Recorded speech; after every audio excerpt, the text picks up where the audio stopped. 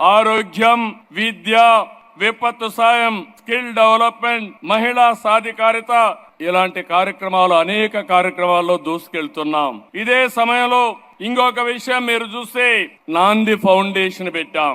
నేను అమెరికాకు పోయి అమెరికాలో ఎన్ఆర్ఐస్ అందరూ కలిసి మేము కూడా రాష్ట్రానికి సేవ చేయాలి, తెలుగు జాతికి సేవ చేయాలి, గవర్నమెంట్లు ఎప్పుడైనా పోయినప్పుడు ఇబ్బందులు వస్తాయి, ఒక మార్గం చూపేమంటే నాంది ఫౌండేషన్ పెట్టి ఆ రోజు డాక్టర్ రెడ్డిస్ ల్యాబొరేటరీస్ చైర్మన్ ని దానికి చైర్మన్ గా పెట్టాం.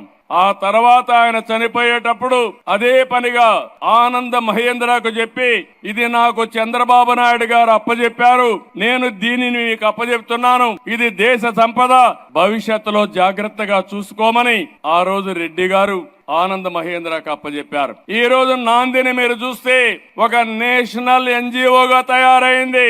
బసవ తారకం ఒక బ్రహ్మాండమైన ఇన్స్టిట్యూట్ గా తయారైంది. ఒక ఎన్టీఆర్ మెమోరియల్ ట్రస్ట్ ఈ రోజు ఈ విధంగా సక్సెస్ అయ్యే పరిస్థితికి వచ్చింది. నేను గర్వపడుతున్న ఇద్దరిని చూసి. బాలకృష్ణ తల్లి పేరుతో వైద్య సేవలు అందిస్తున్నాడు, భువనేశ్వరి తండ్రి పేరుతో ఎన్టీఆర్ మెమోరియల్ ట్రస్ట్ రన్ చేస్తున్నారు.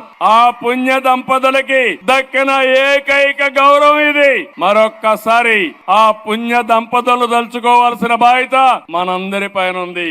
మంచి మనసుండే మనుషులు మన దగ్గర లేకపోయినా వాళ్ళ ఆశయాలు మన దగ్గర ఉన్నాయి, వాళ్ళ సంకల్పం మన దగ్గర ఉంది. అటు బసవ తారకం క్యాన్సర్ హాస్పిటల్ గాని, ఇటు ఎన్టీఆర్ మెమోరియల్ ట్రస్ట్ గాని శాశ్వతంగా ఉంటాయి. తెలుగు జాతి ఉన్నంత వరకు తెలుగు జాతికి పనిచేస్తాయని కూడా విజ్ఞప్తి చేస్తున్నా.